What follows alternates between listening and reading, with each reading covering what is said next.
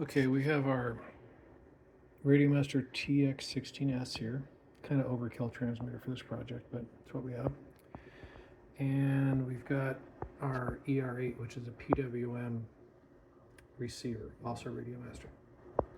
And we still have our Arduino clone, and our Crystal Fonts adapter working Crystal Fonts display. And this is still set up in the last video where you can move the chair around and back it up or whatever you want to do by touching on the touchscreen. And so the RadioMaster display, or the transmitter here, controls the servos as you'd expect. And then I've tapped off the servos just using some connector windows, and that's also what's getting read by the scope. So if we look at the two scope traces, so basically the top two traces are the pulse widths from the receiver, changing direction and speed. And the bottom trace, which you can see every once in a while, you see the packet data. Let's trigger on that.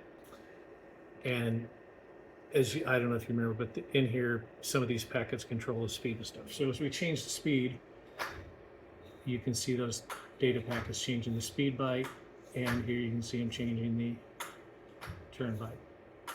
So it's all pretty simple. So it's a fully digital conversion from the radio digital to the receiver, pulse widths, which are digital-ish, yeah. And then the Arduino reads those with an interrupt using the servo input library, does a little math on them, updates the touchscreen, which is just for fun at this point, and the servos also are not necessary at all, they're just for debugging.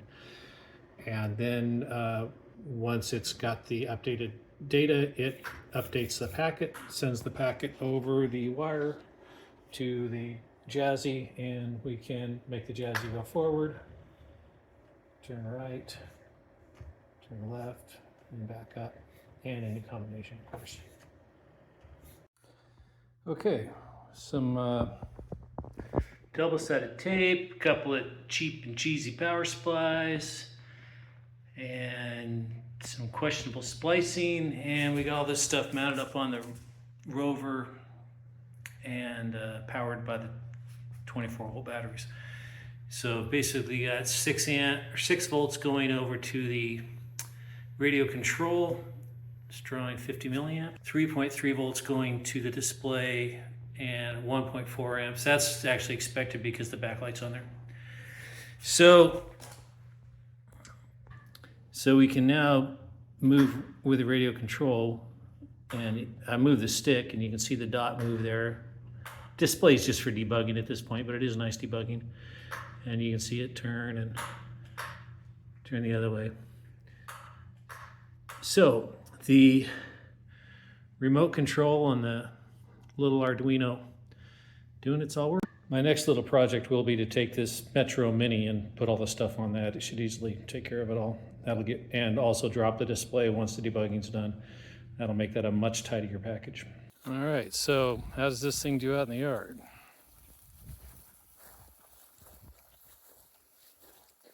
Let me set the max speed down a little bit.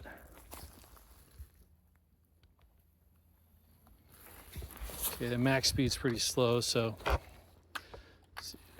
I always forget that the casters are in the back. So if we go full forward here, I've got it set pretty slow. And this is a forward right turn. So it's going around that wheel.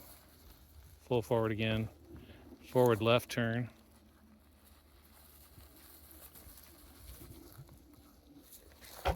And then here's a full reverse.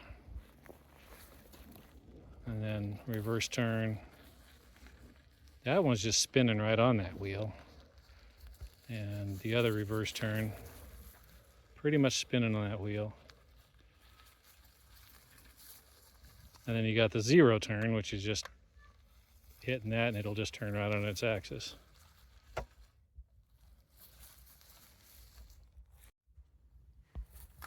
All right, I got the speed back up. So we're going forward. I walk pretty quick to keep up with that. Plan is to have bigger wheels on it with a mower. And if I've got plenty of torque, I'll just drive them direct. If there's not enough torque, then we'll have to put a gear reducer or a chain or something on it. So this embankment here is one of my first challenges. I'd like to be able to get the thing up. And I mean, obviously this doesn't have the same tires and everything, but let's see if it'll climb it. Who knows? And absolutely not.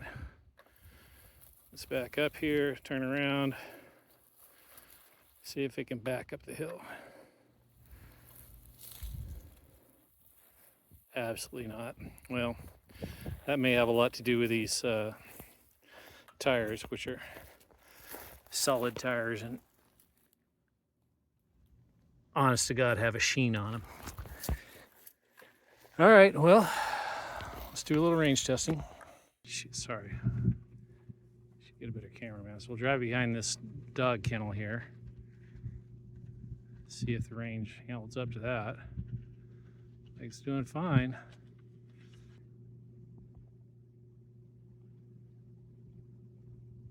Let's see if we can turn around the weather station. Come back right here. Okay, I've done a little cleanup on this project here. So I took the standard Jazzy cables, bundled them there. Got my power wire coming from the battery. There's an inline fuse on the positive there, just to make sure everything's sweet there.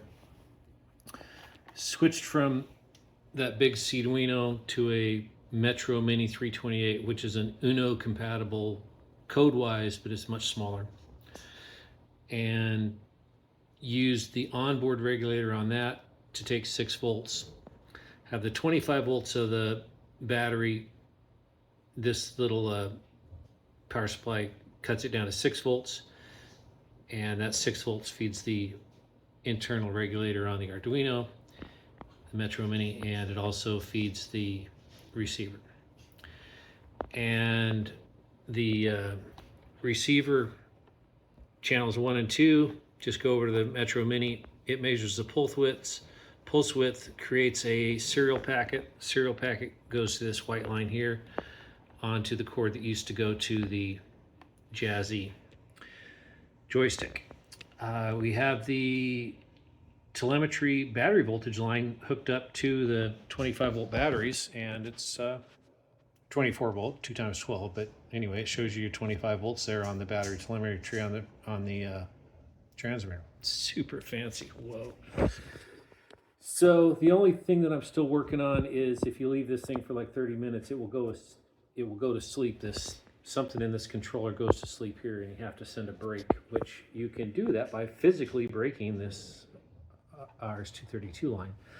But I'm trying to make a algorithm. Basically what I'm trying right now is if there's 5 minutes with no non-zero packets going to the motor controller, then I'll send a break preemptively, because I know that it goes more than 10 minutes without needing to. You can have this thing completely stop for 10 minutes and it'll still take off again. So basically every time it moves, it resets some kind of countdown timer inside that box. But if you leave it for, I don't know, maybe 20 minutes or something more than 10 minutes, it will fall asleep. So basically, if I'm detecting if it's 5 minutes with no movement commands, then I'm going to send a break and wake it back up. So anyway, the cheesiest electronics enclosure ever is some kind of little Tupperware thing here. So I've stuck the lid on that, and it's now a self-controlled or self-contained radio-controlled rover. Yay. So next object, we'll be getting the GPS base station and the 2 GPS moving stations for yaw, trying to get those configured and working. Then we'll try to go to the flight controller. Thanks for taking a look.